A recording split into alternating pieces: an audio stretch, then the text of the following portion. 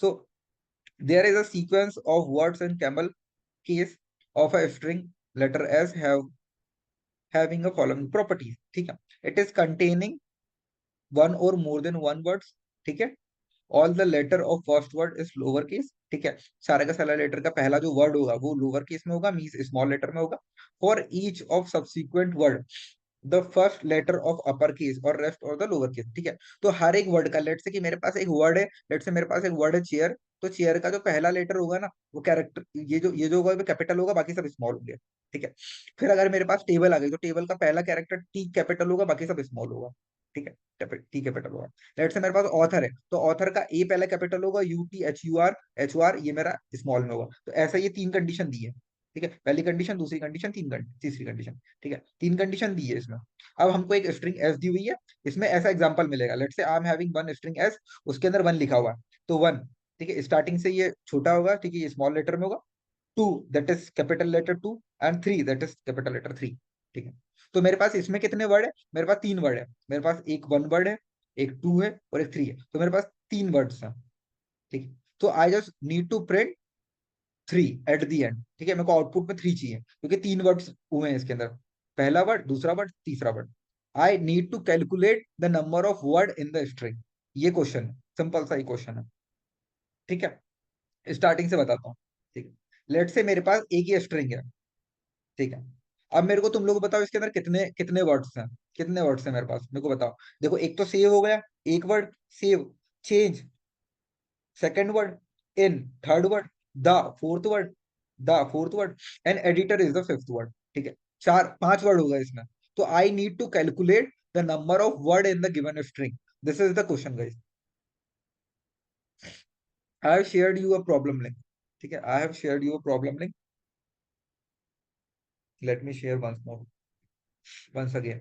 ठीक है, मैंने शेयर किया. ठीक है, सो ये क्वेश्चन है गाइस. इसके अंदर क्या करना है, हमको नंबर ऑफ वर्ड फाइंड करके बताना है कि इस स्ट्रिंग के अंदर, ये कि मेरी स्ट्रिंग है, इस स्ट्रिंग के अंदर कितने नंबर ऑफ वर्ड है, नंबर ऑफ वर्ड फाइंड करने हैं मेरे को इस स्ट्रिंग के अंदर.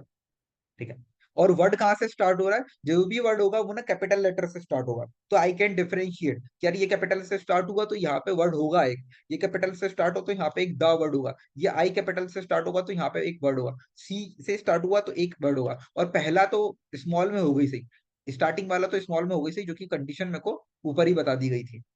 ठीक है, यहाँ पे कंडीशन बता दी गई थी, पहला मेरा जो होगा वो स्मॉल में लोअर केस में होगा, first word will be in a lower case. ठीक है, ये मेरे को बता दिया गया था पहले. ठीक है, तो how I can solve this problem. ठीक है, कैसे सॉल्व करूंगा मैं. ठीक है, तो ये प्रॉब्लम कैसे सॉल्व होगी, ये प्रॉब्लम सॉल्व होगी इटरेशन से. जो फॉर लूप पढ़ा था ना हमने उससे.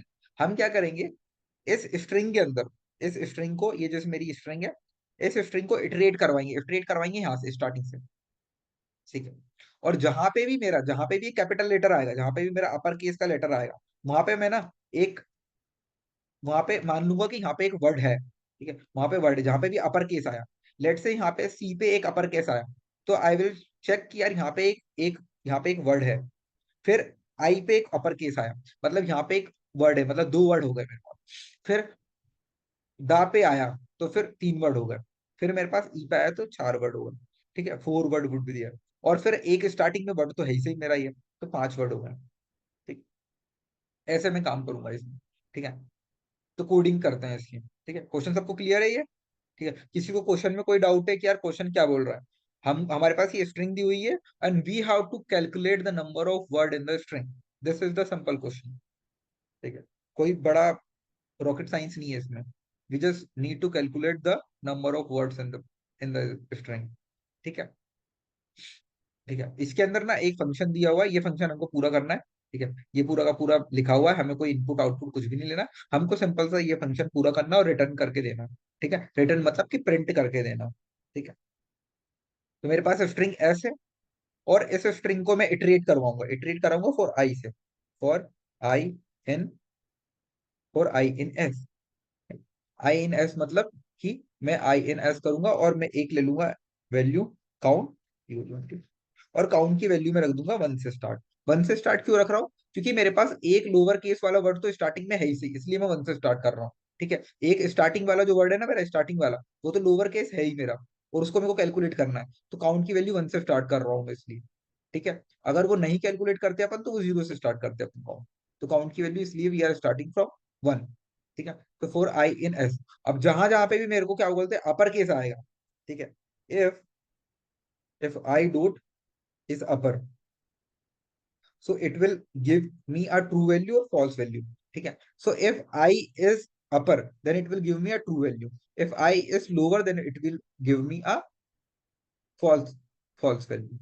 ठीक है, तो अगर अपर होगा तो ट्रू वैल्यू आएगी, और अगर ट्रू वैल्यू आएगी, अपन ने क्या सीखा था कि if the letter is in upper case, ठीक है, if the word is in upper case, अगर एक भी लेटर उसका अपर केस में हुआ देन मैं उसको वर्ड काउंट कर लूंगा, एक वर्ड काउंट कर लूंगा। ठीक है, अगर मेरे पास लेटर कैपिटल में आया तो 2 वर्ड काउंट कर लूंगा, तीसरा है तो 3 काउंट कर लूंगा। ठीक है, तो will increase the counter part, this counter variable we will increase. ठीक है, तो काउंटर की वैल्यू, फिर काउंट की वैल्यू होगी count equals to count plus 1। ठीक है, count equals to count plus 1 ये हो जाएगा, और आखिरी में वी विल रिटर्न और we will print the count. ठीक, रिटर्न भी कर सकते हो और प्रिंट भी कर सकते हैं, तो कोई दिक्कत नहीं, काउंट को मैं प्रिंट कर दूंगा, ऐसा अपर वाले फंक्शन। ठीक है, we will run this code. ठीक है, टेस्ट केसेस पासेस। ठीक है, 5 आने चाहिए, यहाँ पे 5 गिन के आने चाहिए, 5 आ चुके हैं। We will submit this code, सारे टेस्ट केस पास हो चुके हैं। ठीक है।